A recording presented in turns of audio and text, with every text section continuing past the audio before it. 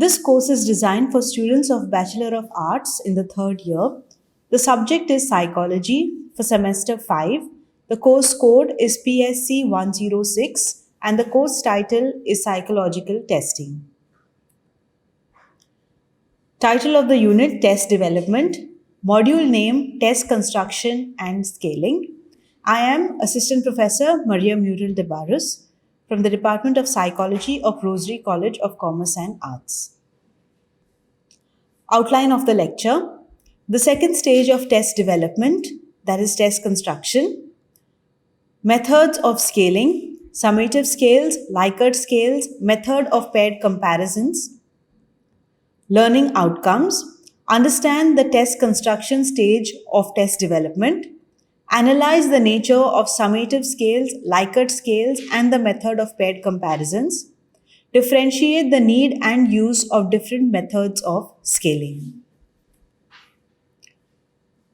In this module, we are looking at the second stage in the process of test development, that is test construction. During this stage, the test items are drafted.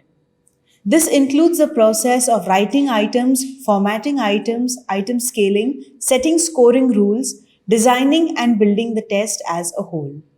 The process of test construction is carried out through the following three processes.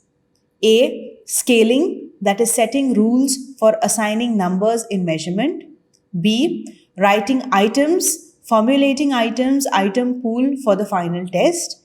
And C. Scoring, that is assigning scores to test items and responses.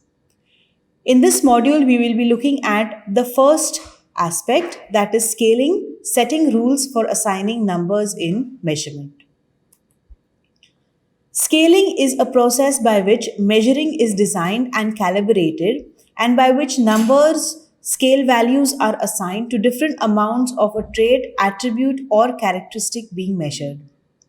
In psychometrics, scales are conceived as instruments to measure a trait, state, or an ability.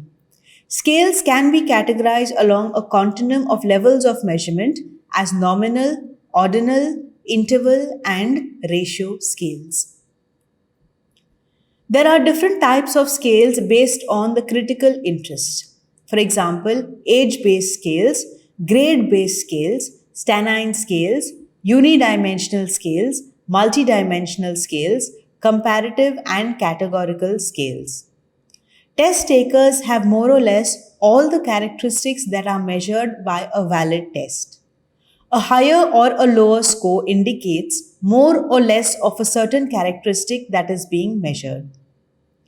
Rating scales are used to record the test taker's judgment of oneself, others, and their experiences and objectives.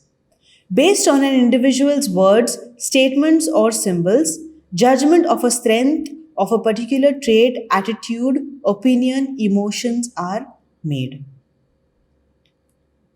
For example, the Morally Debatable Behavior Scale Revised. The scale contains 30 items. Each item contains a brief description of a moral issue or behavior, on which the test taker expresses their opinion by means of a 10-point scale, ranging from never justified to always justified. For example, cheating on taxes if you have a chance is 1. Never justified, and on the 10-point scale, always justified. Summative scales. The rating scales of a test taker on all the items is added together to obtain a final score. 5-point scales are most reliable summative scales. For example, tests with 30 items to be rated on a 10-point scale, 30 would be the minimum score and 300 would be the maximum score. Second, Likert scales, a type of rating scale usually used to scale attitudes. For each item, the test taker is presented with 5 alternatives or sometimes even 7 alternatives, usually on a agree-disagree or approve-disapprove continuum. Likert scales usually result in ordinal level data. For example, the same question, cheating on taxes if you have a chance, is never justified, rarely justified, sometimes justified, usually justified, or always justified. The third is the method of paired comparisons. The test takers are presented with pairs of stimuli which they are asked to compare. They must select one of the stimuli according to some rule. For example, which do they agree with or which is more appealing? Select a behavior that you think would be more justified. A. Cheating on taxes if you have a chance. Or B. Accepting a bribe in the course of one's duties.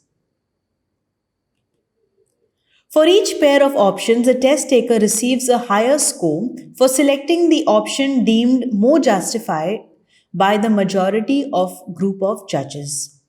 The judges would be asked to rate the pairs of options before the distribution of the test, and list of options selected by the judges would be provided along with the scoring instructions as an answer key. The test score would reflect the number of times the choices of the test taker agreed with those of the judges. The test taker may receive a point for selecting one option or no points for selecting another option. This method forces test takers to choose between items. Sorting tasks. Stimuli such as printed cards, photographs are presented to the test taker for evaluation. This method results in ordinal information. The first type of sorting task is comparative scaling. Comparative scaling entails judgment of a stimulus in comparison with every other stimulus on the scale.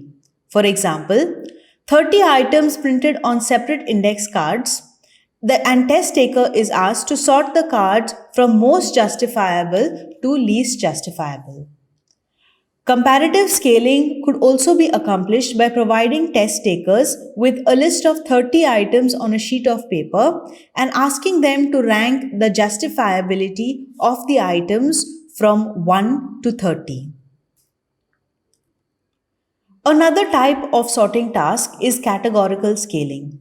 Stimuli are presented in one of two or more alternative categories that differ quantitatively with respect to some continuum. For example, the test taker is given 30 index cards with one item printed on each card. The test taker has to sort the card in 3 piles. Behaviors never justified, those sometimes justified, and those always justified. The third type of sorting task is Gutmann scale. Items on this scale range from weaker to stronger expressions of the attitude, belief, or feeling being measured. A feature of the Gutmann scale is that test takers who agree with a stronger statement of an attitude also agree with milder statements. For example, A. People should have the right to decide whether they wish to end their lives is a stronger statement, whereas D. People have the right to a comfortable life is a milder statement. So, as a person accepts C statement, it would mean that they agree with the D statement. If a person accepts the B statement, it would mean that they agree with the C and the D statement. And if the person accepts the A statement, it would mean that they also accept B, C, and D statements. The data gathered is analyzed using scaleogram analysis, that is an item analysis procedure and approach to test development that involves a graphic mapping of the test taker's responses. The objective is to obtain an arrangement of items wherein endorsement of one item automatically connotes endorsement of less extreme positions. Mainly used in consumer psychology, where purchasing one item influences the purchase of another item. So with this, we have completed scaling, that is setting rules for assigning numbers in measurement. In the following modules, we'll look at the following two processes in this stage of test construction.